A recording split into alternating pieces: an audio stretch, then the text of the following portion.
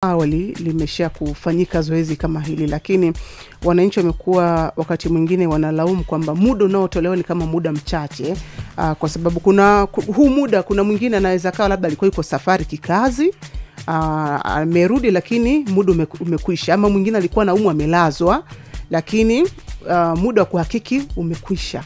Anafanya nini? Serikali kwa nini mnaweka labda muda mchache?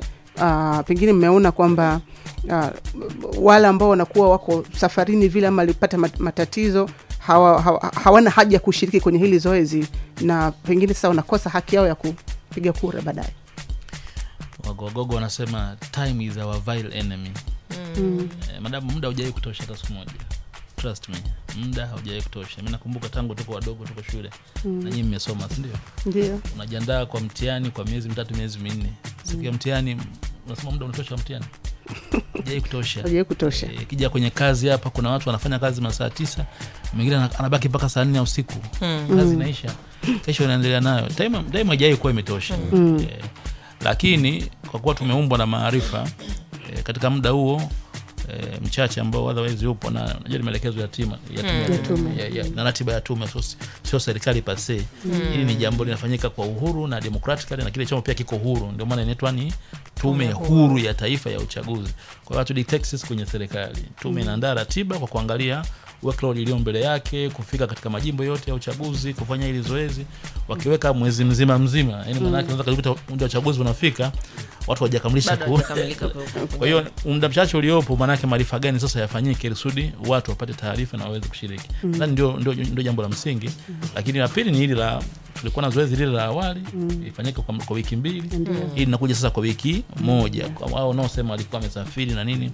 Kwa nadhani issue sio muda, issue ni maarifa gani tunayatumia ili taarifa ziwafikie walengwa kwa usahihi, kwa uharaka, ili waweze kutumia nafasi hiyo vizuri. Na ndio maana tumekuja almost siku 2 hapa kabla. Lakini pia matangazo sisi tumeanza mapema. Yani matangazo yanapita huko kwenye magari, lakini pia niwapongeze idara ya mawasiliano na habari ya jiji la Dodoma.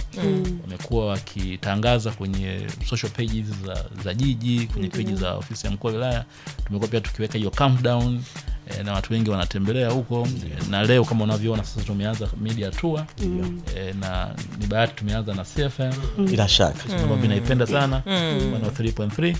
Kwa hiyo tuko hapa kama sehemu ya kusema huo muda mdogo ambao upo, mtu asilalamike, tufanye nini. Tukaanza kutangaza tarehe 16 mechewa atakutangaza. Kwa hiyo kama ninavyosema, mimi kwangu nadhani issue sio muda, issue ni maarifa gani tunatumia kuwafikia hao walengwa. Kwa zaidi ya hivi pia kupitia ofisi za kata huko pia tumepeleka matangazo, mabango. Kwa hivyo imani yangu tutafikia watu wengi kadri inavyowezekana. Juu ya hilo swali ambalo ameliuliza Pafelista kwamba changamoto ya muda, inawezekana kabisa watu kafikiri ilikuja awamu ya kwanza, imekuja awamu ya pili. Yawezekana kuna awamu ya tatu. Tuweke sawa pia kwenye hili. Hakuna awamu nyingine. Ni hii tu. Na hiyo mtu asipoboresha hapa na kuweka taarifa zake inakuwa ndio. Lakini pia wewe inadekeza. Na sio ni yangu kwa hash. Ni kweli. Hata hii ambayo tunasema tulikuwa na zoezi la kwanza la wiki 2, sasa hivi tuna zoezi hili la wiki 1. Believe me, kuna mtu anasema kipindi sasa hivi hajajiandikisha, hajaboresha kumbukumbu zake, si ndivyo? Au ana haja kuprintiwa kadi nyingine mpya. Anasema okay, kwa amesema tarehe ngapi? 16 mpaka tarehe 22. Kwa hiyo 16 anaiacha ipite, na ana nafasi 17 anaacha ipite, inakuja weekend hapa, ndio 2 days za weekend anaiacha ipite, afu bado siku 2, yani ile tarehe 21 na 22 ndio ofisi zimejaa.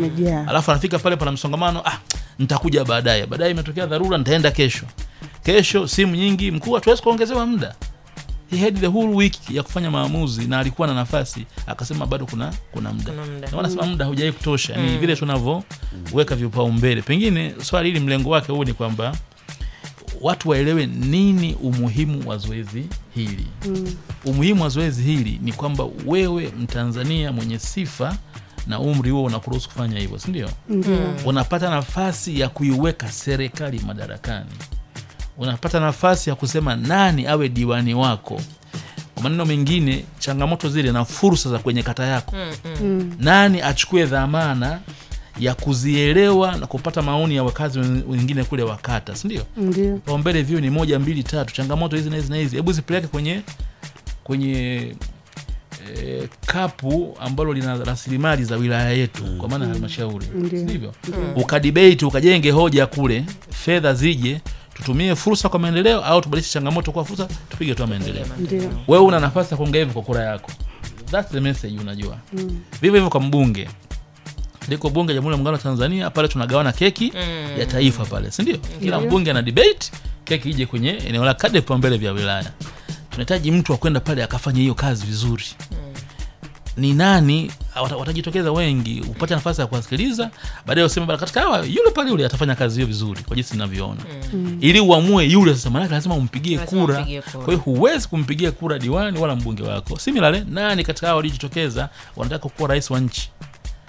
Nani unamuona na sifa ili useme huyu bwana anatufaa umweke madarakani? Lazima uwe na uhalali wa kushiriki zoezi hilo la kidemokrasia. Uhalali huo unaopata kwa kufanya nini? Kwa kuwa na kadi ya mpiga kura kupitia zoezi la maboresho. Kwa hiyo watu wakielewa hii, mimi ningetegemea siku ya kwanza na ya pili ndio nione msongamano, umeelewa? Yaani nione msongamano hapa, watu wana kiu kwamba tena bana nasikia jimbo la Dodoma limegaiwa sasa. Kuna jimbo la Mtumba na Dodoma mjini, si ndio?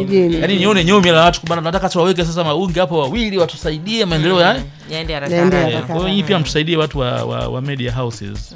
Baada ya vipindi vimuendelee kurusharusha, na sisi tuko tayari kuwapatia mabango na nini muendelee kuyasema kwa ufasaha, ili watu waone umuhimu. Na mimi ndio kiu yangu kubwa ambayo imenileta hapa, na nashukuru kwa nafasi hii.